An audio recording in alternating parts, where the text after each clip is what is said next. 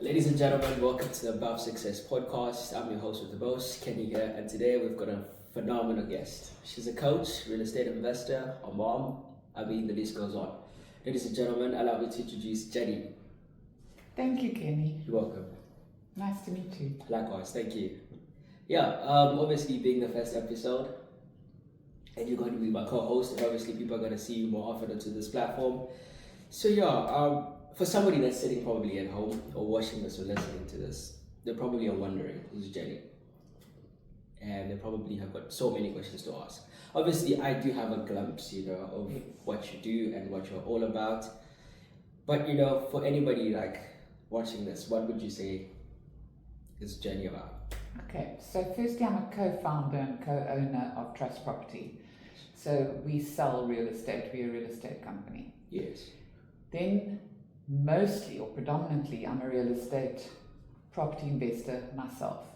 So I love to buy property, Yes. hold them, Yes. and over time they double in value.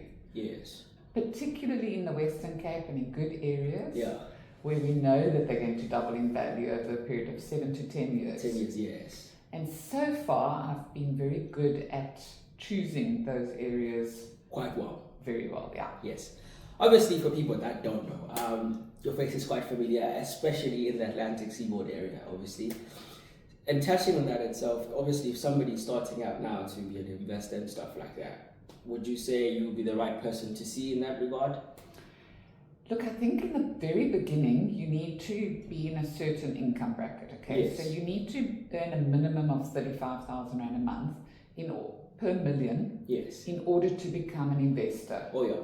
So if your income is that and you're actually living off all of your income, then Yes. there's no excess left at the From end, that, then obviously it's not going to work right now. Yes. So the first thing to do is to have some type of a finance Structure. savings, Yes. Yes. and then you can start to become a property investor. But the idea Yes. for me is that if you become a property investor, you buy your first property Yes. with an income that you've got, Yeah. you put a tenant in place. Yes. You can go back to the bank in a few months' time, Oh, yeah. showing the lease from that first property, Yes. plus your income, Oh, yeah. and they'll give you a second property. Wow. 3 months later, you can go again and show, Yes. now I've got 2 leases in Yes. place. And they just keep adding that to your income, Yes. and you keep buying properties. So for example, I don't like to pay more than 28% tax, let's say. Okay. I think 28% is the maximum I'm willing to It's a pay. bit excessive, yes. Yeah. Yeah. So I like to pay myself a basic salary instead Yes. of the average estate agent who likes to work on a commission basis. Yes. Then your income is up one month Obviously, and down the down, next down, month. The yeah. bank doesn't like those. Yes. The bank also doesn't like self-employed people. Oh, yeah. True. So we like to create something that's stable, so they can Yes. see for years, every month, Jenni Very earns that reliable. amount. Yes. So the cutoff for 28% is actually 70,000 a month. So Okay. I'll pay myself 70,000 a month. Yes. Now I own over 10 properties. Oh, yeah. To go to a bank with 70,000 Rand a month and say, please give me 10 million Rands worth of properties, you're going to get a definite no. Yes, definitely, yeah. But the trick is to do it one by one, and each Okay. time to put the right lease in place. Yes. That tenant is actually paying Paying you, for, yeah. and you've got a deposit from the tenant, and the tenant's good. Okay. So there's a lot of things that you must look after to Yes. make sure that your structure is building stably yeah. and securely. So Yeah. for example, I put up to TikTok the other day and somebody said, Yes. oh yeah, put in some terrible tenants. I was going, no, please don't do that. Yes. Put in the right tenants. Inside, So yeah. You've got to make sure that you question everything about your tenants. Because Absolutely. they are busy paying off your bond. True, yes. So let's say you go and you buy 10 properties, Oh, yeah. and each one costs 1 million Rand, just for Roughly the speaking, yeah. perfect calculation Yes. for this purpose. And you've bought 10 million Rands for the properties. Now, let's say that your tenants are paying off the bulk of those bonds in Yes. the beginning, In the beginning, yeah. and actually it ends up that you're paying a little bit for the first For 2 more, yeah, years. obviously. And then eventually the next 2 years it's equal. It's and equal, then yes. after that you're actually making money, which is a bit of a problem because then your income tax is going to go up again. Obviously, yeah, definitely. So let's say you've got these 10 million rands for the properties, and over the 10 years the bond has been paid by your tenant. Eventually, yes. Then you've got to respect this tenant, because really they just made you a fortune. Literally, And you yeah. want to make sure that you got the right tenant, because if they stop paying, then your whole Structures, falls shambles, away. yeah, definitely. So the idea is get your 10 properties over a period of 1 or 2 years. Yes, And then have the right tenants look after the properties. yes. If they are in a complex, often you're paying levies, and those levies look after all the maintenance for the outside of the property, for the geyser, for all those things. The plumbing, the electrical work and things like that, yeah. Usually a lot of it is included. Included in stuff, okay. So I often say to people, don't worry about paying too much in levies, because if you had a house, you would be paying that all on your own. Yes. If it's a levy, if it's $1,500 a month and they're painting the outside of the building every 10 years, that's brilliant. That's it's affordable, come on. Yes. Yeah, so after 10 years, if you bought right, your properties are now worth 20 million. 20 million, wow. Now you take your 20 million rand if you had to sell them, Obviously, and you go and settle the bonds at the bank. Now, the first 10 years, your bonds, you're paying off interest mostly. Obviously, yeah. So let's say your bonds equal 9 million rand. It's probably less, but let's say it's 9. Yeah. You take your 20 minus your 9, you're left with 11 million rand. Yes. That 11 million rand is now in capital gain. Wow, yeah. So therefore, it's not subject to income tax. Okay. It's subject to capital gains tax. Yes. Which is very exciting, because capital gains tax, if you are in the maximum tax bracket being 45%, is still in the formula only 18%. So with that 11 million, you're only going to pay 1.82 million rand to the government. Which is so good. Absolutely. Because if you look at the taxing of a normal give and take, that's good. Yeah. And it's very creative, I must say. It's a good strategy, I must say. Good job. And I'm not in the business of giving advice to people, because Absolutely. I'm actually not a financial advisor. Yeah. I just share with people what I do. Yes. And so this is your strategy per se. That's my strategy, and it's working for me. Phenomenal, yeah. And you do have to be very, very careful. Like, you must have some spare money on the side in case one of your tenants do hit a problem one month and can't pay. Can't pay for it. You can't go and get a bad name at the bank now by not paying your bond. You still got to pay your bond. On time, obviously, yeah. So keep a little bit of savings along the way on the side. Now, I have long-term tenants in all of mine, except for my last one that I bought. Yes. I bought that one to Airbnb it. Oh yeah, nice. And I'm doing so well on that Airbnb at the moment that it's actually paying for the shortfalls of 3 of the properties. Wow. So I believe the Western Cape is going to double in value in the next 5 to 7 years instead of the normal 7 to 10 years. Oh yeah. Just because everyone wants to live here. The Western Cape works. It's definitely it's one, apart from the tourism aspect of it, you've got just the safety aspect of it as well, but the culture as well is quite amazing. So from what I'm getting now is, are you saying short-term rental if you're going to invest? Let's say now you want to buy that first property. Short-term rental somewhat is a beautiful like start. Airbnb. Yes. Mine is doing incredibly well. Now there are risks. There's risks in everything in life. Absolutely. So if I said to you, look, Kennedy, you're going to, after 10 years, have 11 million rand, would it be worth learning what your risks are? Yeah, absolutely. Yeah, it's a lot of money at stake. Yeah, so go study the risks and do it properly. Now, absolutely. I run a business where I've got 30 staff. Yes. And I'm a mother of 3. Yes. And I own these properties. Absolutely. And I'm an estate agent during the day for 8 hours every day. Yeah. So you can do that all. Absolutely. You just have to learn. In the beginning, I spent a lot of time learning and following famous people like Warren Buffett, Absolutely, and studying their techniques. And what worked. Robert Kiyosaki was one of my favorites. So nice, I followed Robert Kiyosaki, I think my first 22 years ago, I decided to buy his books, and I bought all 4 of his books at the time. Nice, It was Rich Dad, Poor Dad, 4 Quadrants, I forget, Cash Flow, and then there was another one. But anyway, I studied those books and I went, this is it, I'm going to become a property investor. Wow. I just had one problem. Yes. I couldn't get any money from the bank. So I decided, okay, I'm going to then become a real estate agent to learn about property until I can buy a property. Wow. And that's how I became a real estate agent. That's how the journey started. Yeah. Amazing.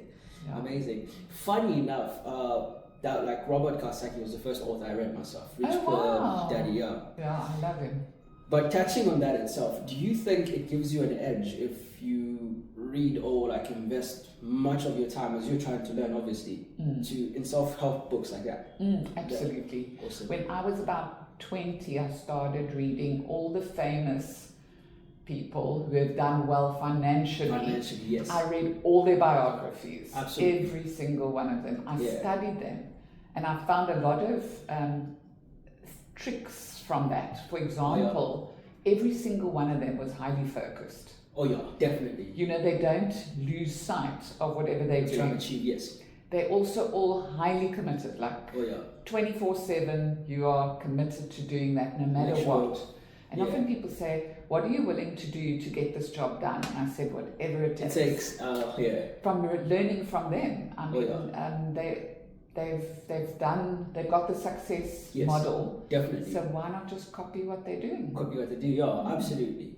And also, obviously, people trying to start out now, and apart from just, wanting to be an investor in all of this, but life in general, would it be good to say they can, like, obviously find role models, and I'm not saying be obsessed, but to a degree, spend so much time seeing what those people are doing right, obviously, to follow some sort of blueprint? I think so. I think there's so many books available right now written by these successful people. Absolutely. If you can study those books, you'll definitely get tricks. Oh yeah. And then if you have this mission, like I was certain that I was going to become a real estate agent. Yes. I was certain. Yeah. Then I was certain before that even that I was going to be a property investor. Yes. And then it just like literally happened. And by now, 22 years later, yes, I have more than 10 properties. Yes. I successfully manage them. Yeah. Some of them have already doubled in value. Yes. And the rest are coming. Just follows up. Yeah. Wow. It's a beautiful story.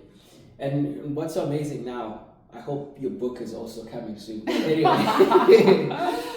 just looking at the timeline, obviously most people would say, well, 20 years is a lot of time, or but now that you've been through it, and obviously to an extent, you're eating the results of it to a degree now. Yes.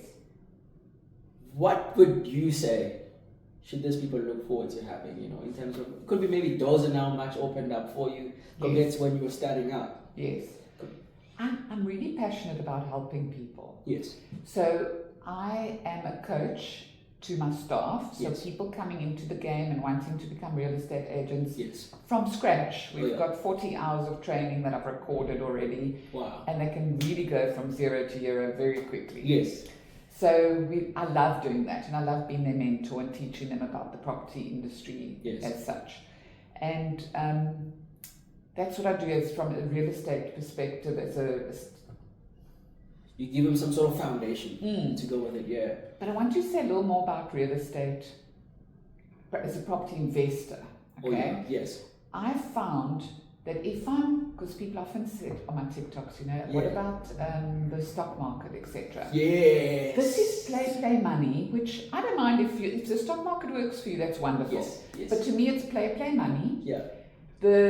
This imaginary thing can go missing. True. Which completely. Does. Yeah. Whereas when I buy something that is brick, you can touch it. You can touch it. You can feel it, see it, yeah. Yes. And there's a limited resource. Yes. There's only one earth so far. Yes. And there's only so many houses. Absolutely. And we are multiplying. So if you just take supply and demand, it does make a lot of sense why I would opt, they're looking at charts. Yeah, and take a look at what people's parents paid for their houses 50 years ago. True. 40,000 Rand my father paid for his house. Wow. 40,000 Rand. And today it would be worth 2.4 million. Do that math. Yeah, definitely. That's 40 years ago. Yes. And 40,000 turned into 2.4 million. True. So to doubt the real estate industry is a little bit crazy. Yeah, it is. What you do have to do is be willing to go through the ups and the downs and be aware of them. So let's say the interest rate goes up. Goes up, yes. Then you've got to make sure that you've covered as much of your shortfall as possible. If you had a little deposit to put in, for example, on each property, that's even better. Okay. But ultimately, you want to chase the capital gain because of the capital gains tax being way lower than income tax. Yeah. And it's a real physical thing that doesn't go away. Yeah, you can actually see it on a daily basis. I think that's the beauty about it. And also the other thing that most people don't understand is whereas the interest rates and all of this, there can be obstacles in all of this. But to a point where you can get rid of tax in that way, which is quite beautiful, but also you can actually see the thing. And I also like to think of it as a forced savings. Yes. So let's say the interest rate goes up. Yeah. Which sometimes it does. Yes. I mean, I've been in this game for a long time. So Absolutely. there was a time that the interest rate, I think it was 24%. Wow. That nearly killed most of us. Yes. But after that 3-year period, Yeah. my property had doubled in value. Eventually. In 3 years. Okay. You with me? So when the interest rates go up, I get excited. I go, Yes. okay, it means the property's going to double in value. In value, So yes, I'm going to be fighting to put extra money into my properties every month because I've now got 10 shortfalls. Oh yeah. You with me? Yes. Or more. Yeah. But I'm happy to do it because I'm being forced to put money into the property industry. Yes. And when I want it, it is going to be there. Definitely. In value. In value. As to how the value has increased. Yeah. There isn't a single property in my mind Yes. that cannot increase over a 40-year period. Okay? Absolutely. Absolutely. But again, I say, look at the areas that you're buying in. So I have heard of many clients that have bought in a complex with 300 properties.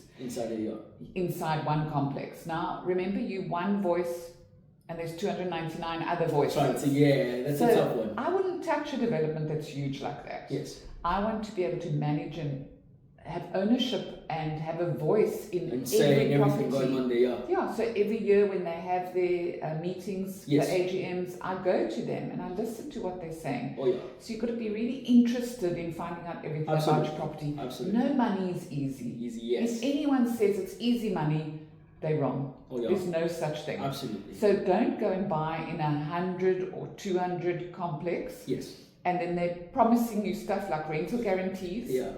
Run. That's the biggest catch, I think. It's a terrible catch because that means that money is built into the price you paid. Okay.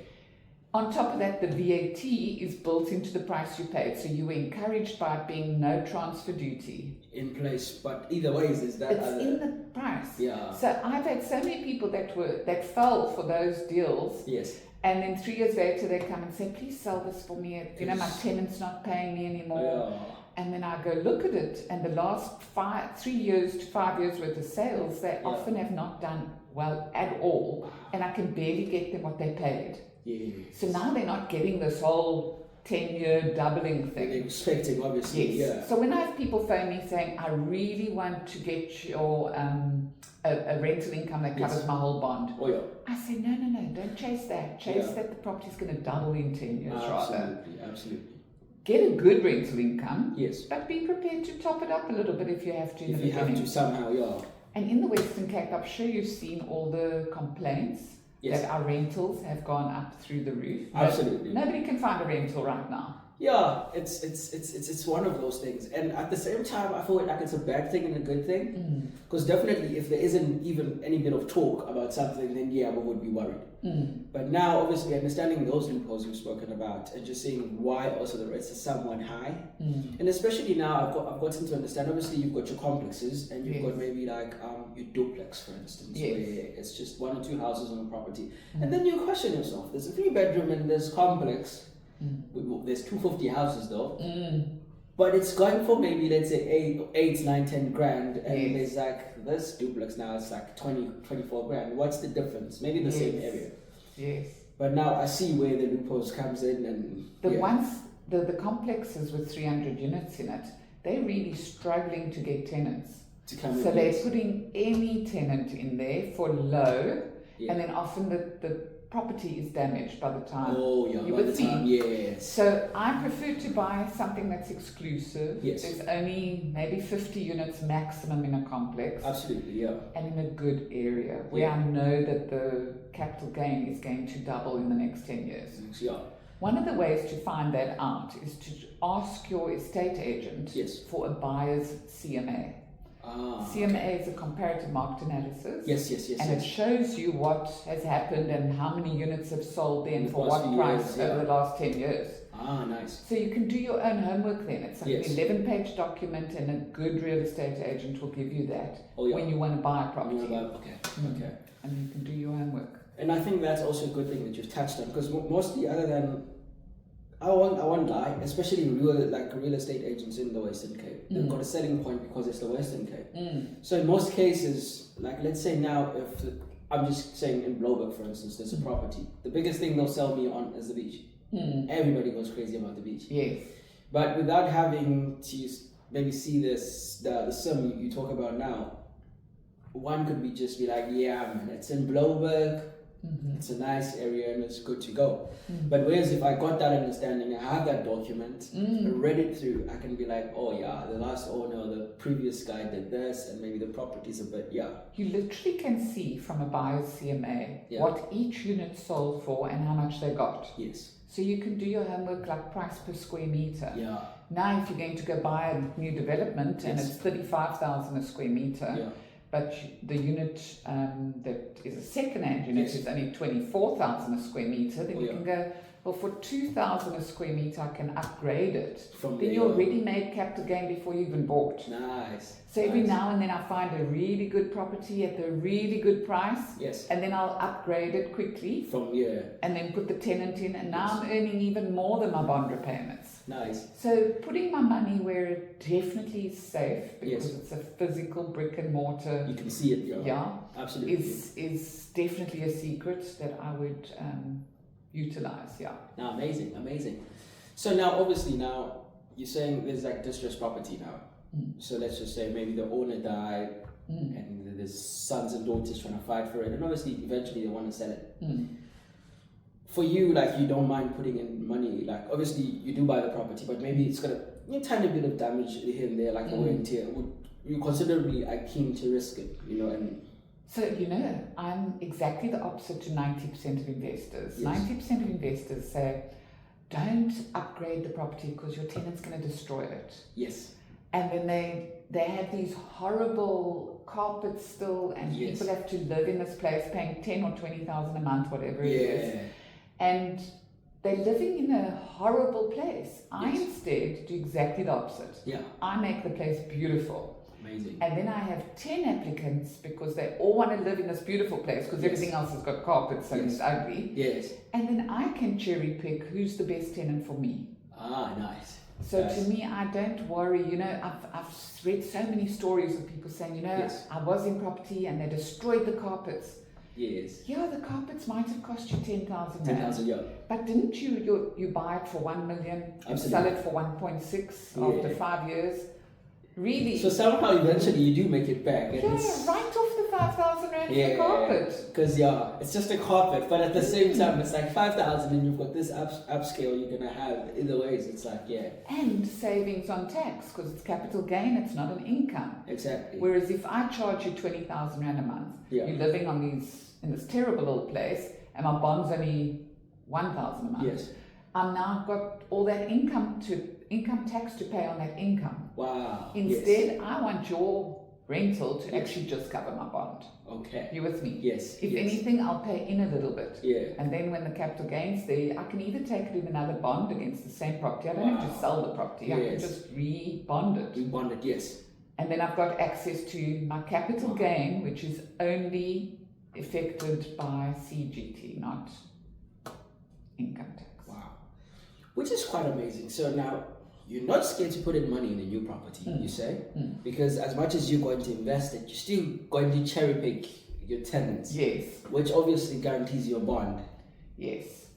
Eventually, as much as maybe you might chip in a little bit, but the fact that you've got the right tenants in and obviously the property's in the right condition, right area. Wow. And right area is very important. Then I'm going to tell you what our rental agency does as well for me. Yes. That I love. It's like an insurance policy almost. Yes. That there's a double check on my tenants. So first they do normal checks, credit checks, etc. Stuff, yeah. And then they work with a legal team that will give me a type of insurance. It's not really insurance, but I'm calling it insurance for the purpose of understanding it, right? Yes. For 300 Rand a month okay. per property. Wow. They guarantee that if my tenant doesn't pay, they'll evict them for free. Wow, okay. One of the biggest costs people, or mistakes people have made in property is when they put the wrong tenant in and then the tenant won't move. Oh, yeah.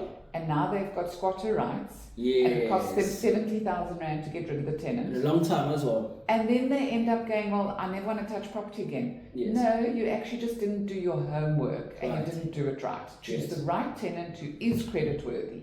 Absolutely. Then have them double checked by this other company that we work with, and we throw that into the rental agreement anyway. Well, yes. And then if your tenant passes both those tests, now you've got a good tenant that's in place. Now you can actually say, okay, wow, you fit for the property. And out of all of my tenants that are paying me every single month, I have not once had someone that I had to evict.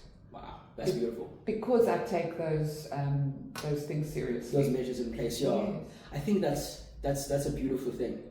Because in most cases I do find that when it comes to obviously and especially when people give out their property to agents, because obviously it's a quick payday for most agents obviously, but you having to set up that whole thing in place, that structure. That structure protects my clients, that my clients stay with me forever. Yes. So whether they want to carry on renting through me every year, yes, and it's actually a separate company called Trust Rentals that does it, okay? Yes. But whether they want to stay with me for that or whether they want me to sell the property, they know that I'm the one that's going to look after them properly because I put those checks and measures in place. And also, before we forget, for all those that are obviously looking at to rent out properties or looking for agents to sell their properties, she's here. Thank you. It's all in-house, and you guys feel free to look it up. We'll probably put some links down below this video, and then you guys can check that out. Thank you. Yeah, awesome. Thank you, Kennedy. Yeah, no problem. Yeah, and then now, obviously, lastly, I wanted to quickly find out. So now, since you've assessed that risk, you've put in those measures. So now, obviously, it gets to an eviction probability, which touch wood, it doesn't happen. Yes. So now it gets that. So you mean those guys are ready, They're so ready. So, for instance, I've almost had a problem tenant. Yes. Only one out of all of my properties, right? Yes. But that problem tenant, they phone on day one. When the rent's not in on the first of the month, they phone. The phone, yes. If the rent's not in on the second day or the third day, they get a letter, a legal letter. By the seventh day, it's a completely different kind of legal structure that they've put in place. Okay. So the client, the tenant gets spoken with very quickly and dealt with very quickly. That actually, and that tenant did have a real life problem where she, I think she lost her job. Yes. She then has to make an alternative arrangement because I can't afford to pay other people's rent. Absolutely. You know, that's not my job. I'm a landlord, I own the property, I will look after you, I'll make the property beautiful. Absolutely. If you can't pay your rent, you need to make alternative arrangements. Absolutely, And I think it's a beautiful arrangement. Thinking of it, because most of these properties aren't I've seen instances where somebody says, they've been in there for 6 months and all on squatter rights. And I think that's the biggest one, especially here in Cape Town. And then the other thing also, just given the nature of people and rights these days and all of this, but I feel that put in place is quite phenomenal. Yeah. And I think people are looking for coaching in that to that extent. Well, let me add this. You got to pass the credit checks to get the place in the first place, right? Yes. So if you've got a good credit at the moment in this country, that's something to look after. Absolutely. You with me? And that's one of the conversations, for example, that our legal structures have in place. That they'll actually phone them and say, you're going to get a black mark on your name if you don't if you don't pay, and then we're going to be doing this and then we're going to be doing that, which is all within the legal requirements and things like that. And I think the legal part of it as well, I think is the most beautiful thing, because in most cases what most people don't understand is knowing legal structures and how they work, but also not just when you are on the other side of the wall, but when you're not, in this case, you as the agent or the property owner having to understand how you can use this to your benefit as well. And I think that is quite it's brilliant. So I was a tenant up to approximately 5 years ago. Really? Yep. Okay. So I had a few property investments at that stage, and they were always in the 1 million bracket. bracket. So Yes. I liked to invest in 1 million, and I like to live more expensively than the 1 million. Nice. So I paid rent, because when you're buying over a certain price threshold, like if you're buying a 4 million rand house, yes, then your yield or your rental income is not equivalent to the bond repayments. okay, So for example, if you're paying rent on a 4 million rand house, at yes, the time your rent would have been 30,000, but your bond would have been 40. With okay, me? yes, But if you're buying in a 1 million rand price range, your yes, rent is about 9 or 10, oh yeah, and my bond's about 10. 10, yeah, You with it's me? roughly, yeah, Yes, so I chose to rent and live a higher quality of life. right, let's come on, yes, And then I bought my smaller properties along the way. along the way, yeah, And then after those were doing so well, I Yeah. decided, you know what, I now want to own my own house, because yes. I don't want to argue with my landlord that I hate the carpet in that room. yes, I yes. want to be able to just change the carpet. And go for it, yeah, Yeah, so then I went and found a fix-me-upper, oh yeah, renovated it, and moved my family in. And that was spectacular, to be able to knock nails in the wall and Yes. to add a room on when you want to, Absolutely. create a bra room, all Yeah. those little things that one wants to do. So in the beginning, you might not make it your actual main home. yes, You might think more like an investor, let me get my first property Property and in place. rent my home. eventually, But then remember that your income must cover your rental plus the shortfall on the bond. the bond, yeah, Now, some banks, at the moment, we're working with at least one bank One that would bank, actually okay. consider a letter from our rental company oh, to okay, say how much rent you're going to get for the property you're buying. And then they add that into your income. nice, So we're managing to get bonds for people that previously wow, they wouldn't have been able to, because yes, they just don't have sufficient. because obviously And your the bank's credit- now your credit- considering this letter as well, saying, okay, there's 12,000 that's going to come in rent from that property, Yeah. so I'm going to give them the bond. So per se, you guys are offering security in a way as well. Yes, To help helping you others. get the bond, Yeah, giving you complete security with the rental itself. And yes, if you're paying a little bit of a shortfall in, is it worth the 11 million rand if you're going to go and get 10 eventually, properties, yeah, yes. And also, I feel like to gain skin in any game, obviously you will spend a bit, you will spend a little bit more than anything else.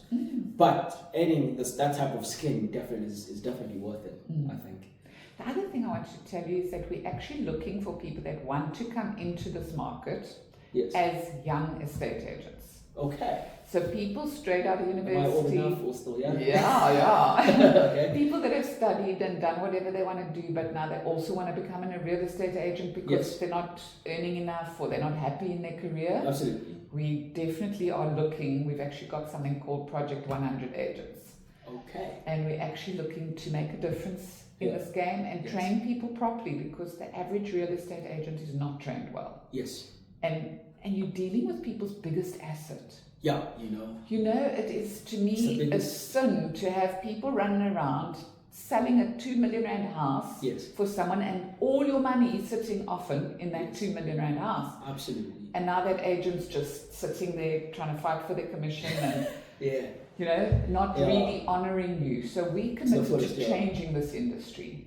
Amazing. And inside of changing that, we want to train young people that come out of college or come out of school, Yes. that might have studied real estate, etc. Yeah. And they want to get into it because, Yeah. it's like a doctor. You can't just go and study and then go and cut someone open. Yes. The You practical. need you the have to practical. Yeah. So in our manual, there's like 40 hours of training that you Yes. must go over and over and over again until you can repeat the 72-hour clause off by heart. Yes.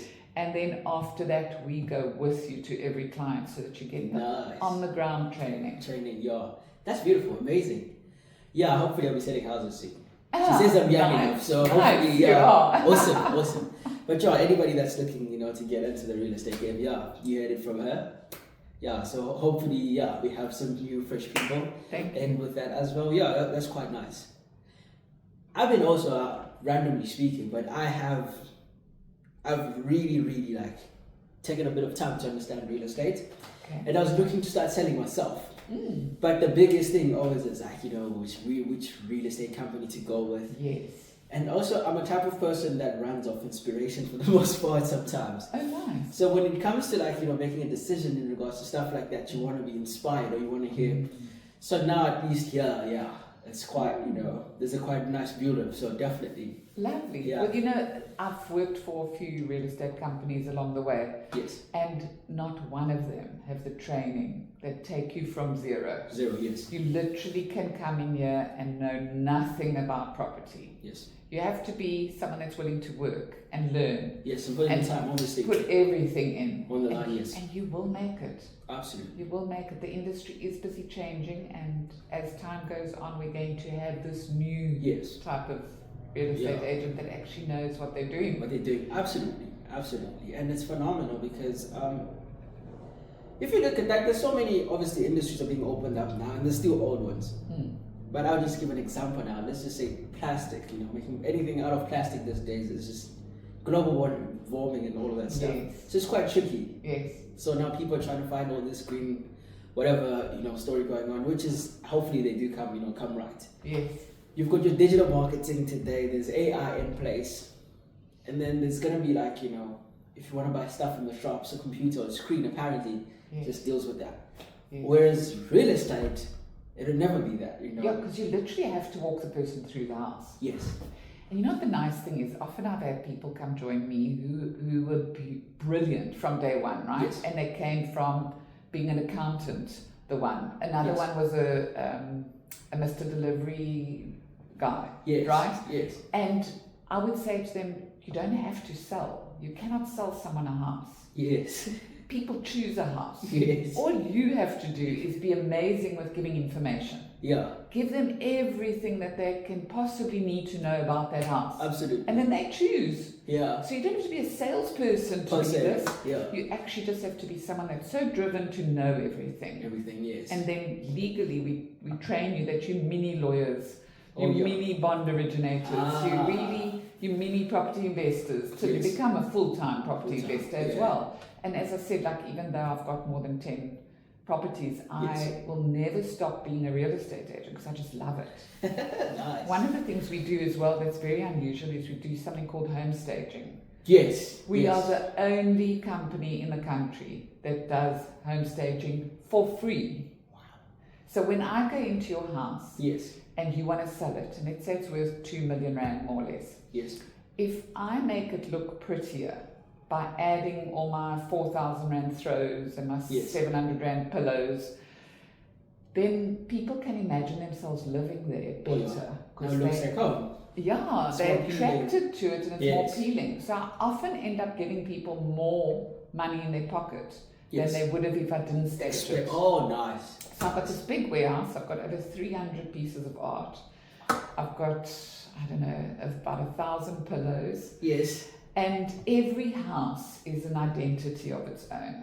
It's like special. Special, yes. So I go into the house, I take a look around. If people actually live there, if they've got pets and pets are going to damage everything, then I'll put everything out for the day, take the photographs, and then we do show days once a week, where I set everything up again. Again, yes. So if it's suitable, we will home stage it. It can't be someone that's overpricing their property completely, hoping that I'm going to make them an extra 200,000 rand. It's not like that.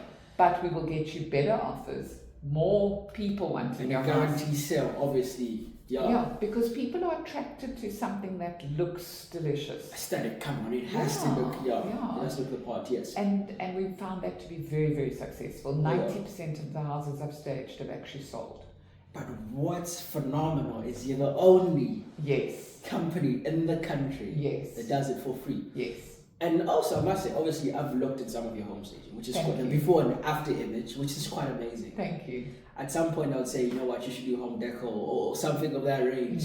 But anyways. But I do this for the love of it. You see, if I went into home decor, there'd be a price. That's why I say we do it for free. Okay. I earn commission. Yes. But I actually love transforming a house. Obviously. And helping people, obviously. Yeah, and helping people. It's like, it's a passion. And I do it and it takes me 8 hours sometimes. Sometimes, yes. And then I'm putting 100,000 rands worth of my stuff in your home. Yes. I mean, that's crazy. Lots of people have called me crazy. And I'm like, that's okay. Yeah. I'm successful because I sell enough properties. Last year I sold 52 properties. Yes. Personally. Congratulations. Thank you. Yes. And I've helped more people by doing that and given them more money. So I'm very, very grateful and I love what I do. It's an absolute passion. which is also, quite not really, like, I wouldn't say impressive, super impressive.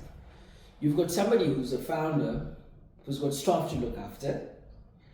Obviously, you've got other things going on, but you still get to sell 55 in a year. Yes. And I'm saying these are obviously different type of properties. It's not like standard. Exactly. Different areas. Exactly. Different house owners. Because we work all over the Western Cape. So yes. If it's too far to travel, I might decline. But yes. normally, if it's within 30 minutes from me, I will take it on. So like the garden route, it's a bit too far. Yeah, I did sell one or two where I went out to stage the property and then they handle the buyers. Because I can't drive out there all the time without buyers. Yeah. So I gave them a discounted commission. Nice. And I qualify all the buyers myself. Okay. And then they just show the buyer the house. Which is perfect. I do the contract afterwards telephonically. So it's a new age from that perspective. Yes, I think technology as well is somewhat bridging the gap. Yeah, that's quite nice. Because I used to get baffled. Because I'll see your listings and I'll be like, okay, so what happens if it's a weekend? Because normally most people that are trying to get houses are awfully off, on a weekend. So what happens, I'm in Sea Point, for instance. There's and then there's maybe Parklands, and we're all 9 o'clock, 2 o'clock. What happens? Do you have somebody that assists you? So I often have group viewings because by staging the house, it often attracts more people than normal. So then I'll have 5 or 7 people wanting to see the house. Then I'll have something called a group viewing. And I'll say, it's 2 o'clock on Saturday, can you make it, sir? Yes. And then they might go, no, I can't. And I'll say, so sorry, I'll tell you when the next one is. And then I'd rather have 5 people all at once. Yes. And we've got 2 people there to look after them. And if anyone wants to write an offer, they let me know afterwards. So that often increases the demand as well. Because having to see the many people that are wanting to buy. Yes. So it does increase the demand. The demand, the aspect of it is quite nice, yes. And then obviously if it was a one-to-one thing, you think everybody would have their trend of maybe it's just, but obviously having a group, it's like... It's only if it's from a distance. If I've got easy access to a property, then I'll just take one person through the time. Yes. If it's around the corner. Okay. But if it's in Wynberg, I sold 6 in Wynberg recently. This one told the next neighbour, and then that one told the girl down the road, and then so I sold 6 of them there. Nice. But most of my sales happen in Tableview, Blouberg, Cape Town CBD. We do quite a lot of Airbnb sales as well. Yes. Yeah. I definitely one day would want to go into the Airbnb. I think just the fact being obviously the tourism aspect of it here in Cape Town, especially in the Blouberg area as well.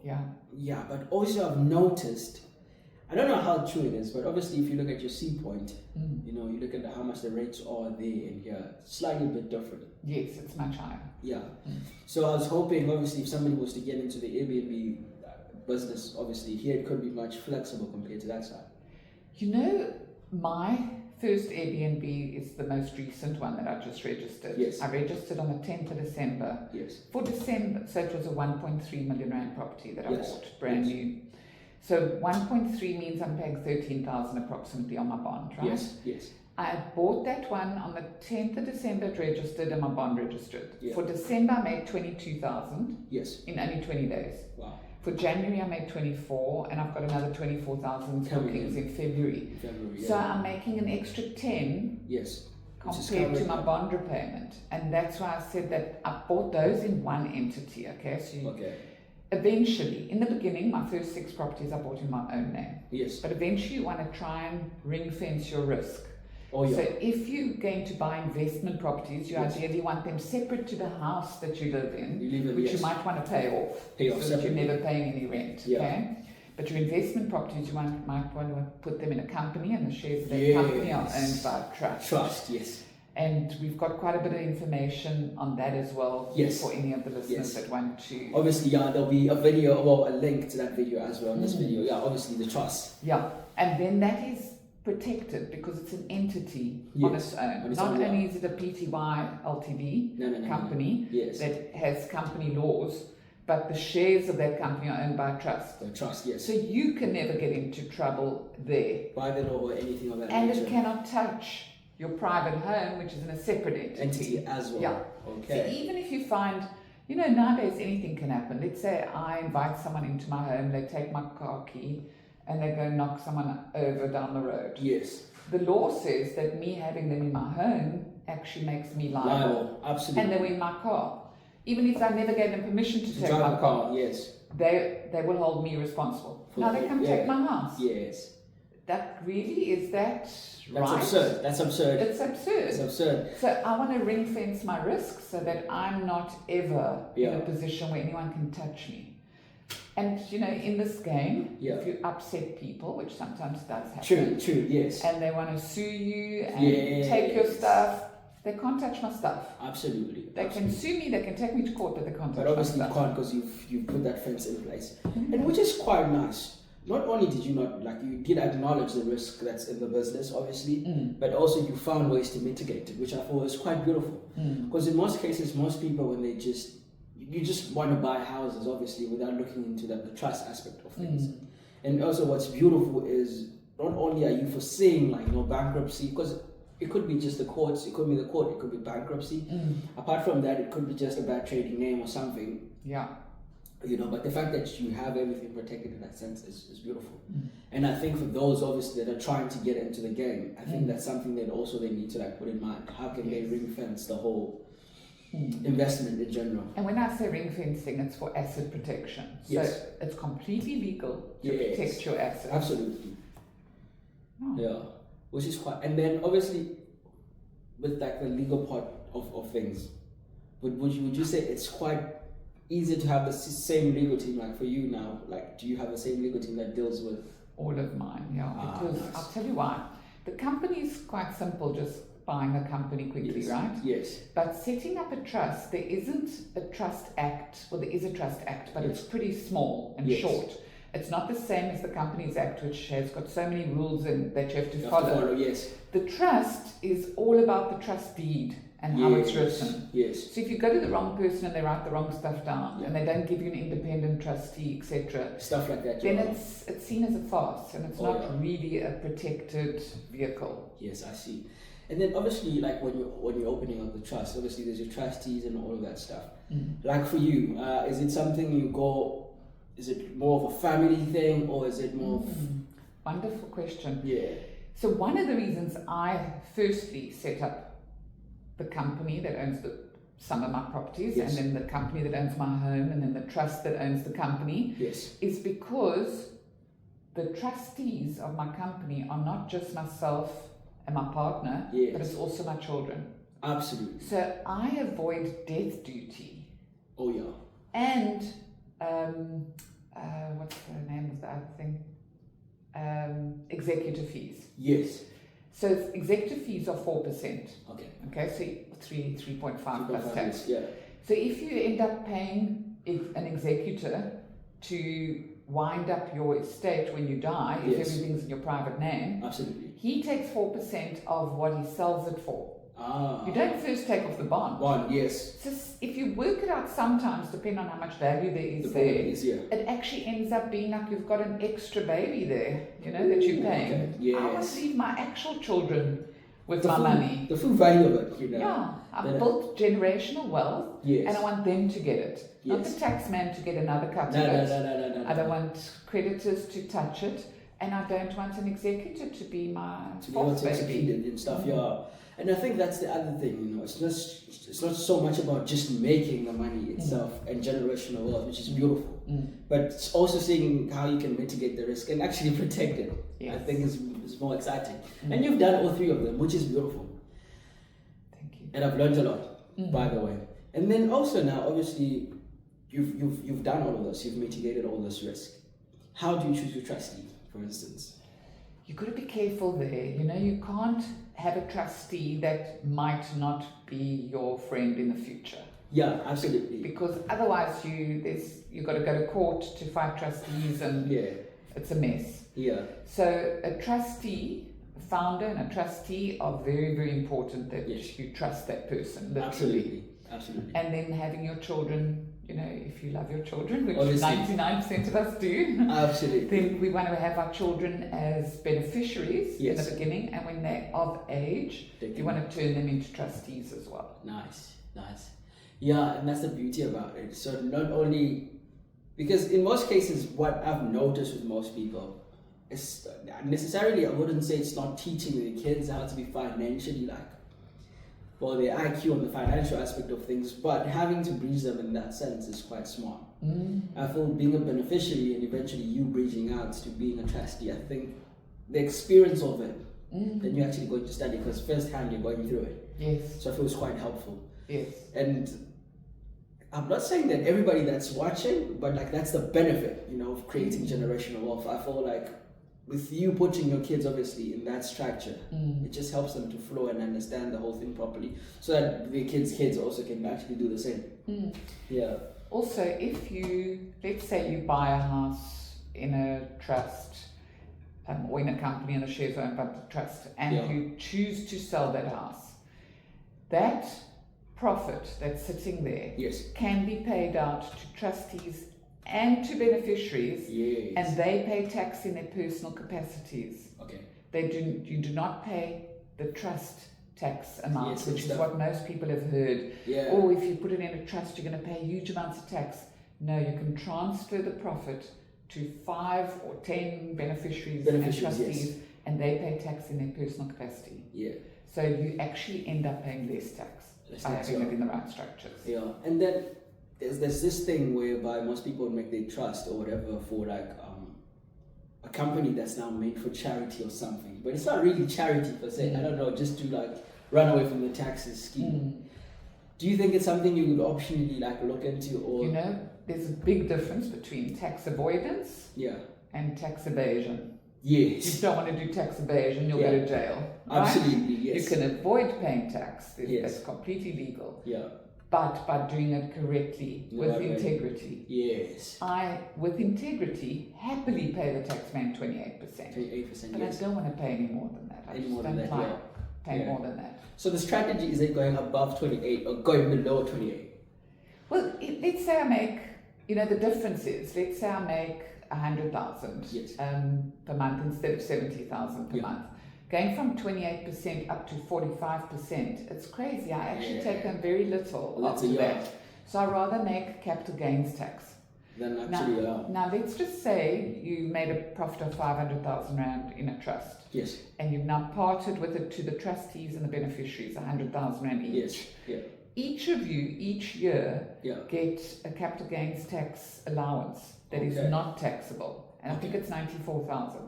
So you'll end up per year. Yes. So you'll end up paying almost no tax. No tax. Because each person's only paying tax on 6,000. It was me on. Okay. If it's 94, I forget. Yeah. But it's beautiful. And also not only can you obviously it's tax avoidance in a very brilliant, beautiful way, but what I'm also getting is there's so many loopholes as well, to which you can do this quite right on paper. Yeah. So doing it correctly with integrity. Yeah. And also, would you say it's a beautiful thing for people also to look into a bit of how tax is actually returned and done properly as well? There's so many things you can do with property. Before you work out the CGT, you end up writing off every expense you've ever had there. So if you renovated the place, all those amounts come off first. Yes. Before you even look at paying tax. So it really is the best investment as far as I'm concerned, because it's not an income. Yeah. It's capital gain. Capital gains. Wow, nice. And so obviously we're reaching to the end of this episode today, and obviously it's been quite a beautiful 55 minutes. Obviously I wish we could do the whole day, but obviously you're a busy person, you've got a busy schedule, and we wouldn't want to keep you so long.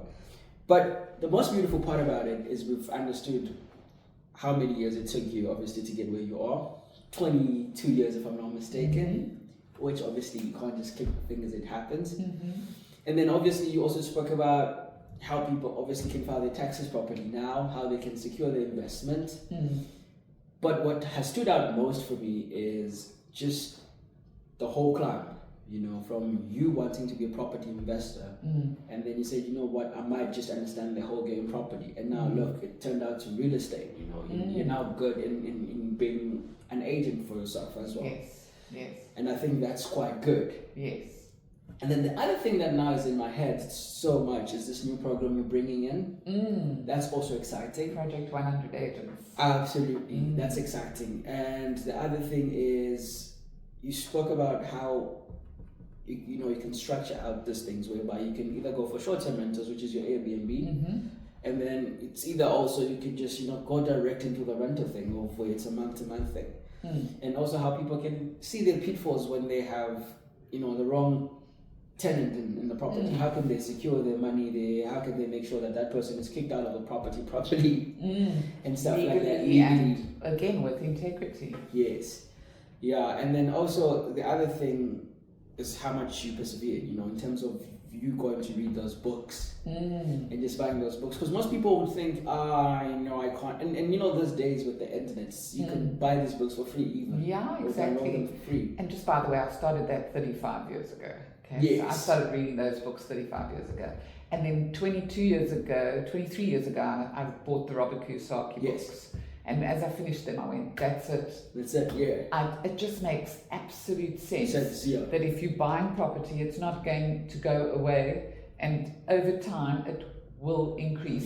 Supply and demand. Absolutely. There's it's a game changer. And I just decided I'm going to be that.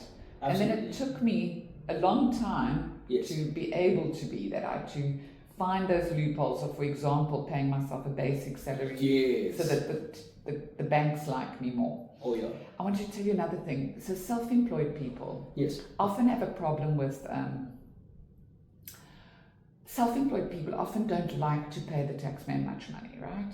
There's nothing wrong with it, but it contradicts being a property investor, because you can't say to the taxman, I only earn 10,000 Rand a month and here's my 900 Rand tax. Yes. And then you go to the bank and you say, I earn 70,000 Rand a month, please give me a bond. Give me a bond, yes. You've got to be willing to give up that 28% in order to get into this game. And for me, that's a mind shift. When people get that mind shift, they jump on board, then you can make the 11 million. Isn't the 11 million worth more? Yeah, I mean, come on, if you're going to sacrifice that 28 for that, then absolutely. Yeah, I think the sacrifice part. Yeah. And I think also with anything, in life in general, you have to give in a little bit. Yeah, if you've got a tax problem, here's the good news. You're making money. Yes. Celebrate it, yeah. I think that's the biggest thing. And for me, getting into business for yourself, the biggest thing with tax was, if I can go sit down with people in terms of, making a deal or anything, we go in some room for negotiation with pricing, with all of this. But the taxman, unfortunately, we have to pay. He just comes off with that round off and it's done. But how about we only pay him once? Yes. Monthly. True. Not every single time the property transfers from one generation to another. Yeah. So when I pass away, my children get my property. Yes. And when they pass away, their children get the property, etc. So now the taxman would have had death tax and transfer duty on each time that happens. So if you put it in a structure, which is, by the way, nearly 1,000 years old, trusts. Yes.